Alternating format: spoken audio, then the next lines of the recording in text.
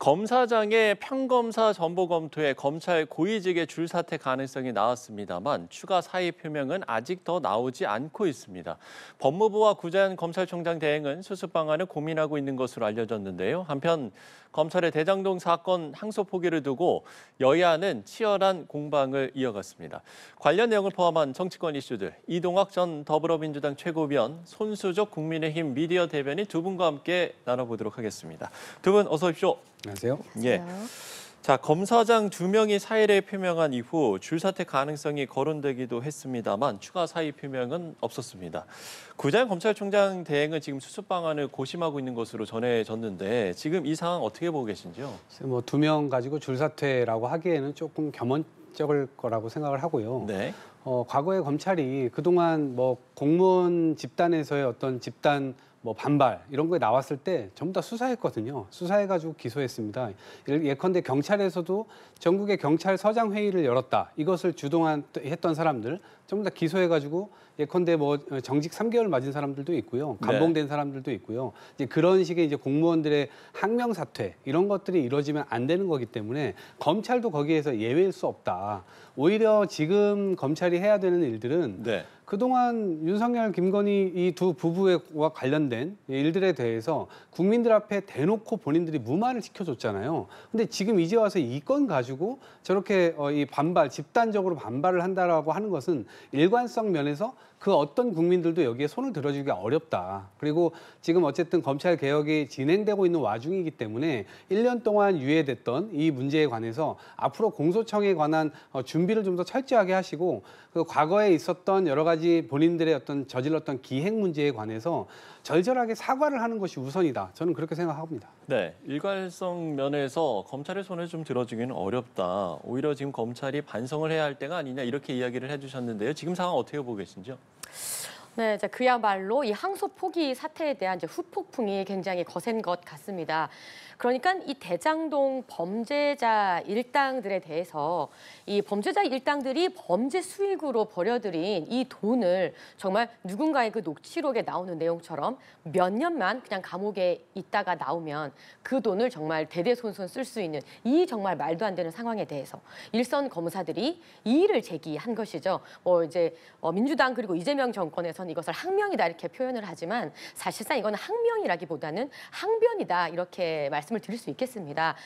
사실 이 2003년도에 이 검찰 규정에 있는 상명하복에 대한 규정이 폐지가 되면서요. 그때 이 검사들의 그러니까 이의 제기, 그러니까 상명하복 무조건 하는 그런 문화 아니라 뭔가 문제가 있다고 생각을 하면 이의 제기를 할 수 있는 이 항변권이 보장이 되기 시작을 했습니다. 그러니까 지금 이 검사장들 그리고 일선 검사들의 이야기는 아니 범죄자들에게 돈을 그러니까 7,400억이 되는 거죠. 7,400억을 더 환수할 수 있는데 왜? 이것을 다투지 않느냐에 대해서 왜 우리가 항소하지 않습니까라는 이의 제기, 항변을 한 것인데요. 이거에 대해서 이재명 정권 그리고 법무부 장관 그 수뇌부에서는 이것을 강등시킨다라고 하기 때문에 지금 검사장들이 반발하고 나서는 상황인 것입니다. 그래서 어떻게 보면 상을 줘야 할 이 검사들에게 지금 벌을 주고 있는 굉장히 기이한 상황이다 이렇게 보고 있습니다. 예. 자, 이렇게 지금 상황을 두 분이 좀 어떻게 보셨는지 이야기를 나눠봤는데 이 검찰의 대장동 사건 항소 포기를 두고 여야는 공방을 이어갔습니다. 관련 발언 듣고 오시죠. 대한민국 역사상 최악의 법무부 장관, 법무부 차관이 됐습니다. 부끄러움을 안다면 즉각 그 자리에서 내려오십시오. 사퇴 쓰고 총대 매는 모습을 연출하려고 하는 의도 같은데 사표 수리하지 말고 절차를 진행하는 것이 저는 맞다라고. 네, 먼저 국민의힘의 입장을 살펴보면 지금 이 관련 발언에서도 듣고 왔습니다만 부끄러움을 안다면 즉각 그 자리에서 내려오십시오. 그러니까 정성호 법무부 장관의 사퇴를 촉구하면서 지금 정성호 장관과 또 이진수 차관을 직권남용 혐의로 고발을 했거든요. 이 상황은 어떻게 보고 계세요? 우선 정치권에서 뭔가 수가 틀리면 또다시 사법기관을 동원해가지고 고소고발 남발하고 그러니까 정치가 계속 사라지잖아요. 네. 그러니까 정치가 사법에 갔다가 우리를 제발 심판해 주세요라고 하고 사법은 정치가 알아서 해야 되는데 자꾸 우리한테 오니까 그걸 다시 사법의 정치화로 연결이 돼 버리는 겁니다. 정치가 사라지죠. 대화와 타협 이런 것들을 서로 싸울 때 싸우더라도 의견 조율을 통해서 일정한 결과들을 내고 그 결과가 국민들께 좋은 수혜로 나타나도록 해야 이 정치하는 사람들도 보람을 느낄 수 있을 겁니다. 네. 근데 의견이 이렇게 다르다고 해서 혹은 어거지스러운 저런 주장들을 하면서 또다시 사법기관을 동원하려고 하는 저런 행태들 이제 벗어나야 된다 생각하고요. 예. 그리고 사실은 이 사법기관을 동원해서 상대방을 말살시키려고 했었던 윤석열 정권이 그거 하다가 망했잖아요. 그리고 지금 외압이라고 수사 외압이라고 얘기를 하는데 최혜병 사건과 관련돼서 그런 외압 하다가 지금 망한 거예요, 본인들이. 근데 그럴 때는 조용히 있다가 아무 소리 안 하고 오히려 항변하고 있다가 이제 와가지고 어거지로 지금 이거를 덮어 씌우려고 하는 이 행태들에 대해서 국민들께서도 이 부분에 대해서 굉장히 우려 섞이게 국민의 힘의 모습에 우려 섞이는 생각을 안 하실 수가 없다고 생각하고요. 예. 그리고 당 입장에서는 사실은 더 센 징계를 해야 된다라는 입장을 가지신 의원님들도 많이 계십니다. 이대로 사표 수리를 하게 되면 본인 혼자 영웅이 됩니다. 그리고 나가서 개업을 하겠죠. 변호사 개업을 한 다음에 그걸 가지고 또 전관 특혜 이런 것들을 또 받으려고 할 겁니다. 그렇기 때문에 그거를 그대로 용인해서는 안 되고 집단의 반발을 한 것인 만큼 이 부분에 대해서는 법적인 어떤 이 위의 요지가 없는지 당연히 살펴봐야 되고 징계의 대상이 된다라고 한다면 이 징계까지도 당연히 검토를 해야 된다. 그래서 징계가 되기 전까지 사표를 냈다 하더라도 그것을 수리해서는 안 된다. 이 말씀 드리는 겁니다. 예. 반론을 들어봐야 될 것 같은데요. 정치의 사법화, 또 사법의 정치화, 이 악순환을 지금 지적을 해주신 것 같습니다. 네, 이 부분 조금 반론을 드려야 될 것 같은데요. 예. 네, 물론입니다. 정치가 정치로서 해결이 된다면 얼마나 좋겠습니까? 근데 하지만 그 정치로 해결할 수 없게 만드는 현국 누가 만들고 있습니까?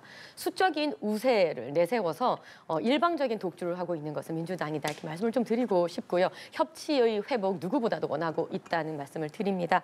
또한 어거지다 이렇게 말씀하셨는데 최상병 특검 지금 구속영장 청구하는 족족 다 기각되고 있지 않습니까? 그것이 어거지다 이렇게 조금 말씀을 드리고 싶고요. 검찰의 이 항소권은 직권남용 그 권리에 해당되는 직권남용에 해당되는 부분이다라는 말씀을 드립니다.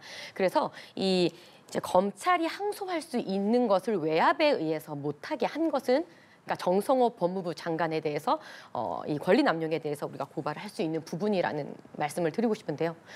정성호 법무부 장관은 수년 전에 본인이 직접 법무부 장관이 의견을 내는 것도 외압이다 이렇게 말씀을 본인 직접 하신 적이 있죠. 그 의견 제시 그러니까 이제 신중하게 해라라는 말을 2번이나 하셨던 이 의견 전달 이것이 외압인 것이고 이것이 권리 남용이다라고 말씀을 드립니다. 실질적으로 제가 판례도 한번 좀 찾아봤는데요. 실질적으로 예를 들면 경찰로 한번 가볼게요. 경찰청장이 경찰서장에게 뭐 이런 고소 고발에 대해서 좀 신경 써달라 이런 얘기를 한 것 가지고 징역 1년이 나온 사례도 있습니다. 그러니까 엄연히 이 일선 검사들의 항소권은 보장이 되어야 되는 그런 항소 권리다. 그렇기 때문에 이 권리를 외압으로서 무마시킨 정성호 법무부 장관에 대해서는 권리 남용으로 처벌을 받을 수 있다는 부분을 좀 짚어드리고 싶습니다. 예, 반론을 들어봤는데요. 민주당에서는 뭐 앞서 이제 이동학 전 최고도 이야기를 해주셨습니다만 검사장들의 사표 수리보다 징계 절차를 진행을 해야 된다. 사표 수리하게 되면 앞서 이제 영웅이 된다라고 이렇게 이야기를 해주셨는데 이 부분에 대해서는 어떻게 생각하세요? 네, 손 대변인께 지금 질문을 드렸습니다. 네, 죄송합니다. 네, 민주당이 지금 말씀해 주신 대로 민주당에서는 사표 수리보다 징계 절차 진행해야 되는 거 아니냐.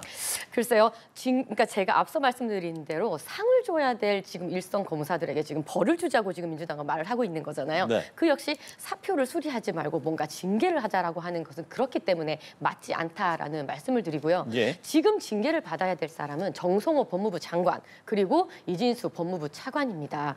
이진수 법무부 차관이 일선 검사 아니죠. 이제 검찰총장 대행에게 3가지 제안을 했다는 거잖아요. 1, 2, 3번. 그런데 검찰총장 대행이 그 1, 2, 3번을 받아봤더니 모두 항소 포기였다. 그래서 용산과의 관계를 걱정할 수밖에 없었다라고 사퇴한 전 노 검찰총장 대행이 본인이 직접 그 입으로 이야기를 했습니다. 그렇기 때문에 이 법무부 장관의 외압 그리고 법무부 장관의 이야기 없이 혼자 행동할 수 없었던 이 이진숙 법무부 차관의 사퇴는 당연히 귀결되는 사안이다라고 말씀을 드리겠습니다. 네, 이번엔 이 전 최고의 글쎄요, 반론 들어보죠. 정부를 운영하는 차원에서 통상적으로 여러 가지 이야기들은 나눌 수 있는 것인데 네. 그것을 노만석 전 검찰총장 대행이 실제로 본인이 이 퇴임식에서 명확하게 사유를 밝히겠다고 얘기를 했습니다. 그런데 안 밝히고 그냥 떠나버렸어요. 그러니까 본인들의 검찰총장 대행이 그렇게 일 처리를 엉망으로 해놓고 떠났는데 그 부분에 대한 항의를 해야 되는 것이지 이것이 정권과 뭔가 연결되어 있다. 정권의 압력에 굴복해가지고 이렇게 됐다라고 하는 프레임을 걸어서는 저는 이게 공격이 안 될 것이라고 생각하고요. 그 근저에는 저는 검찰이 지금 검찰 개혁 국면에 있기 때문에 네. 이것을 온몸으로 부정하고 거부하는 거다. 이렇게 생각을 들고요. 최근에 있었던 대장동 건과 관련돼서도 지금 검찰의 뭐 외압 수사, 조작 수사, 회유 수사 이런 것들의 정황들이 구체적으로 지금 진술을 통해서 나오고 있는 거거든요. 그리고 녹취와 관련돼서도 법원에 제출됐던 녹취록 자체가 지금 없던 얘기를 그냥 거기다 껴넣고 이제 만들었다. 그리고 하지도 않은 말을 뒤바꿔가지고 거기다 만들었다. 지금 3건이나 벌써 나왔어요. 그러니까 그런 측면에서 본인들이 궁색한 처지를 좀 넘어서려고 하는 것이 아니냐. 그렇기 위해서 지금 집권 여당과 그다음에 법무부와 대통령까지 연결시켜가지고 시끄러운 소음을 만들어서 이거를 모면하려고 하는 게 아니냐. 그런 의혹이 오히려 터지고 있는 것이기 때문에 저는 차제에 지금 뭐 국회에서 뭐 이 국정조사와 관련된 협의를 지금 하고 있는 중인데 예. 그 부분에 대해서 어떤 형태로든 좀 결론이 나서 차라리 조사가 됐으면 좋겠다 이런 생각을 갖습니다. 예, 지금 이제 국정조사 이야기를 해주셨는데요. 여야 원내 지도부가 협상을 했지만 이견을 좁히지 못했습니다. 일단 내용은 합의를 했습니다. 모두 포함하자 이렇게 이제 내용은 합의를 했습니다만 지금 이제 국조특위를 구성을 해서 이제 구성을 하자라는 게 이제 국민의힘의 입장인 거고 법사위에서 이거 하자라고 하는 게 이제 민주당의 입장인 건데 글쎄요 이 이견을 좀 좁힐 가능성이 있겠습니까 이번에는? 네. 글쎄요. 지금의 법사위의 행태 그리고 많은 분들이 지켜보셨던 여러 가지 법사위의 파행을 지켜보셨다면 네. 지금 이 사태를 지금의 법사위에 맡길 수는 없다고 판단을 하실 겁니다. 그래서 저희 국민의힘은 여야 동수의 위원들을 다시 선정하고 합의하에 위원장과 간사를 뽑아서 다시 뭔가 국조특위를 조성하자.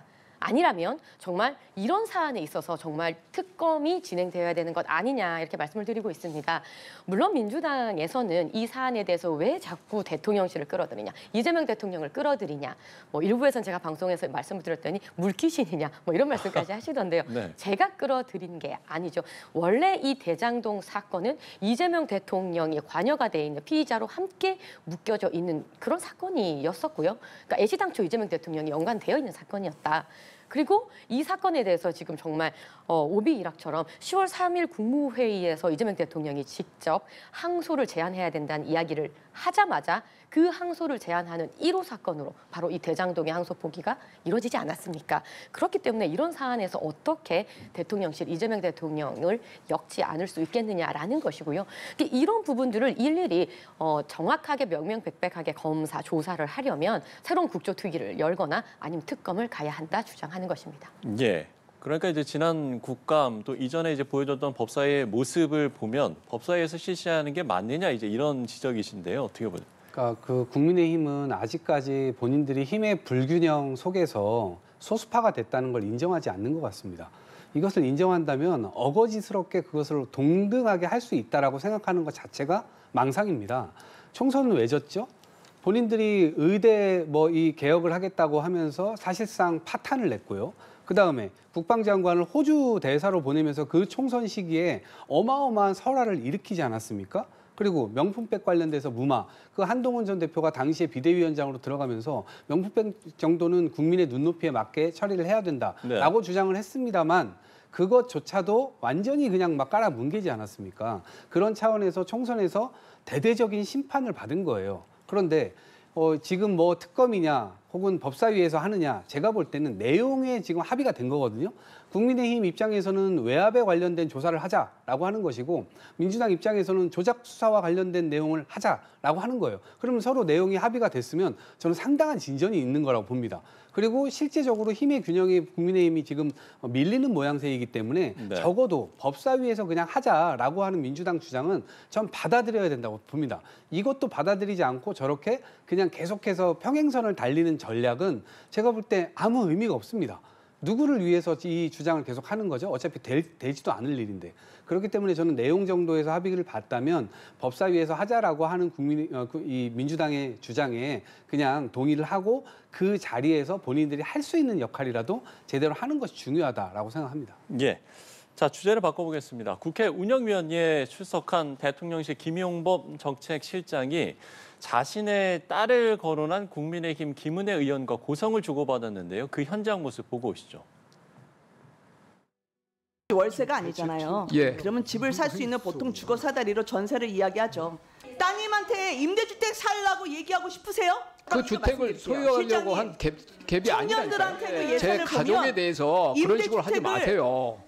의원님 어떻게 그렇게 가족을 그럼 막 엮어가지고 그렇게 말씀하세요? 의원님이 말씀했잖아요. 우리 딸이 갭투자 정책실장! 들어가 있다고. 정책실장! 봐봐, 안 되니까 그러면 안 돼요. 위증도 그렇고 말이죠. 안 된다니까 지금. 정책실장! 지금 위원장이 홍보를 지금 뭐 하는 겁니까? 여기 정책실장 화내는 거는 무엇입니까? 예. 지금 뭐 시청자 여러분들께서 좀 놀라셨을 것 같기도 하고요. 이게 이제 김용범 정책실장이 국회 운영위에 출석을 했는데 야당의 공세 중에 딸에 대한 이야기가 나오자 고성이 오갔고 또 김 실장이 격앙된 반응을 보이자 또 우상호 정부수석이 만류를 했고 또 김병기 원내대표까지 나섰는데 이 상황은 좀 어떻게 보셨어요? 일단 정책실장께서 좀 차분하게 대응을 하셨더라면 어땠을까라는 생각이 이제 좀 들고 그런 부분에서 좀 아쉽다 말씀드리고요. 예, 예. 다만 이제 정치권에서 여러 가지 질문이나 뭐 질의 이런 것들을 할 때 그러니까 약간 가족을 건드리는 경우들이 꽤 많아요. 그러니까 가족 인질극 이런 거 정말 그거는 서로 자식이 있는 사람들이라면 그렇게 하면 안 되잖아요. 아무리 예를 든다 하더라도 본인 딸에게 그렇게 할 수 있습니까? 청년들에게 강요할 수 있습니까? 라고 하면서 그 가족, 원래 가족을 생각해서 정책을 하나요? 그게 아니잖아요. 어쨌든 국가 전체를 보고 국민 전체를 보고 그 뭐 정책이든 전략이든 짜 나가는 아주 국정의 일선에 계신 분들인데 예. 그거를 가족을 걸어가지고 이렇게 공격을 한다라는 것은 정치권이 되게 비정해지는 거예요. 우리가 수년 동안 보지 않았습니까? 말로 싸우다가 사법으로 들이대고 사법으로 들이대다가 결국에는 가족들 압수수색 다 해가지고 인생을 통째로 다 드러낸단 말이에요. 그거 되게 비정한 일이잖아요. 그러니까 그런 식으로 정치권이 흘러가서는 안 된다라는 생각이 좀 들고 김은혜 의원 역시도 질의를 정당하게 하고 그것에 국민들 인식 속에서 좀 더 많은 좋은 질의를 했네라고 인식을 받으면 되는 거거든요. 그러면 예, 예. 그것대로 당에도 도움이 되고 본인 뭐 이 정책 하는데도 도움이 될 겁니다. 그런데 이제 저렇게 치고 들어가는 것은 좀 맞지 않다 생각하고요. 다만 어쨌든 아까 말씀드린 대로 차분하게 했으면 좋았을 텐데 본인 스스로가 정책시장 스스로가 마지막엔 또 이렇게 송구하다는 또 사과도 했기 때문에 예, 예. 저는 저렇게 좀 일단락된 것이 아닌가 싶습니다. 네, 손수조 미디어 대변인께서는 저 모습 어떻게 좀 보셨는지요? 네, 그리고 굉장히 이제 고성이 오가고 특히 또 김병기 원내대표께서는 굉장히 격앙된 표정과 말투로 네, 이렇게 고함을 치시는 모습을 보고 많은 분들 놀라셨을 것 같은데요. 저도 영상 보면서 굉장히 놀랐습니다. 근데 왜 이렇게까지 고성이 오가야 되는 상황인가 해서 제가 몇 번을 돌려봤습니다. 그래서 뭐 이것이 따님의 갭 투자에 대해서 이렇게 얘기를 했다고 아마 오해를 하신 것 같아요. 김은혜 의원의 질의에는 사실상 그 핵심은 이 예산을 이야기하면서 청년들의 주택 문제에 대한 질의를 했던 것입니다. 그래서 청년들의 주택 문제, 이 어려움에 대해서 많이 예산이 깎인 부분이 있는데 이거에 대해서 다른 청년들의 마음을 헤아리지 못하냐라는 말을 하고 싶었던 것 같아요. 그래서 따님에 대한 이야기를 꺼낸 건데 그 뒤에 따님 이야기를 하면서 이제 그 김 실장님의 갭 투자 문제를 이야기한 것 같습니다. 김 실장님의 어떤 이 갭 투자 문제는 얼마 전에 있었던 11호 부동산 대책이 있었을 때 이 11호 부동산 대책이 굉장히 비난을 받았는데 그중 이유가 하나가 바로 이 정책을 짰던 그 고위공직자들이 본인들이 직접 갭 투자를 했던 부분 때문에 비판을 받았었죠. 그중 한 분이 이 김용범 정책실장입니다. 이 김용범 정책실장의 경우에 이제 강남 서초에 아파트가 있는데 했는데 사실상 이른바 딱지라고 하죠. 주택조합원들의 그 입주권을 사서 실제 거주하지 않았던 부분이 들통이 나면서 굉장히 곤혹을 치렀던 경우가 있었습니다. 그러니까 이 부분에 대한 이제 트라우마, 안 좋았던 기억이 이제 떠오르면서 이렇게 발끈했던 것이 아닐까 싶습니다. 그러니까 그만큼 지금 11호 부동산 정책 그리고 이 부동산 정책이 빛을 보지 못했던 그 고위공직자들의 내로남불 행태 이런 것들이 굉장히 지금 문제가 되고 있고 본인 스스로도 굉장히 조금 문제라고 생각을 하시는 게 아닐까 싶습니다. 예, 알겠습니다. 자, 끝으로 국민의힘 이슈를 짚어보겠습니다. 국민의힘 박민영 미디어 대변인이 김혜지 국민의힘 의원을 향한 발언으로 물의를 일으켰는데 또 이와 관련해서 송원석 원내대표가 이게 이제 작은 일에 왜 집착하냐라고 발언을 하면서 또 이 부분이 논란이 됐습니다. 이런 상황에서 또 내부에서는 지금 친윤계 또 친한계 개파 갈등이 우려하는 목소리도 좀 나오고 있는 것 같고요. 뭐 상대당이긴 합니다만 이 상황은 좀 어떻게 보셨어요? 우선 국민의힘이 지금 헌법 바깥으로 나가버렸어요. 나간 다음에 그것을 계속 옹호하면서 그것이 맞다 이렇게 이제 주장하는 모양새로 지금까지 쭉 오고 있습니다. 특히나 장동혁 대표가 윤호개인을 표방하면서 당대표에 당선되면서 상당히 많은 우클릭을 지금 하고 있죠. 우클릭뿐만 아니라 극으로 지금 가고 치닫고 있는 상황인데 지금 미디어 대변인이라고 하는 사람이 특정 유튜브 방송에 나가가지고 장애인 비하부터 시작해서 엄청난 특혜를 받고 있다. 뭐 엄청난 한테 인권을 완전 말살시키고 모멸시키는 그런 발언들을 했단 말이에요. 근데 저는 개인의 발언도 발언이지만 지도부가 지금 송원석 원내대표도 그렇고 저걸 굉장히 침소봉대하는 오히려 굉장히 막 축소시키려고 하는 그런 모습들을 보이잖아요. 그러니까 당의 대처 자체가 저는 대단히 잘못됐다. 그래서 헌법 바깥으로 나간 거에 이어서 지금 상식 바깥으로 지금 나가고 있다. 그리고 이거를 지금 바로 잡으려고 하는 그런 이 자정작용 자체가 지금 무너져 버렸습니다. 그것은